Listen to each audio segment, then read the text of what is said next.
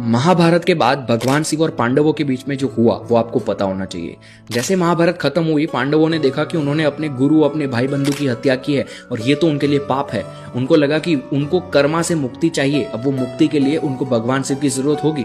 भगवान शिव को वो ढूंढते हुए काशी चले गए, क्योंकि उनको पता था कि भगवान शिव उन्हें काशी में मिलेंगे। लेकिन भगवान शिव महाभारत में जो बड़ी संख्या में लोगों की मृत्यु हुई उससे नाखुश थे और भगवान शिव पांडवों को नहीं मिलना चाहते थे, तो वो गढ़वाल हिमालय में जाकर छुप गए। अब पांडव उन्हें ढूंढते ढूंढते गढ़वाल हिमालय जा पहुंचे। अब भगवान शिव ने देखा कि ये तो यहाँ भी आ गए, तो भगवान शिव ने अपने आप को बैल का रूप दे दिया और जमीन में अपना मुंह डालकर छुप गए। लेकिन भीम ने उस बैल को देख लिया और भीम को पता चल गया कि ये भगवान शिव ही होंगे, तो उन्होंने जाकर फटाफट से उस बैल की पूंछ पकड़ ली।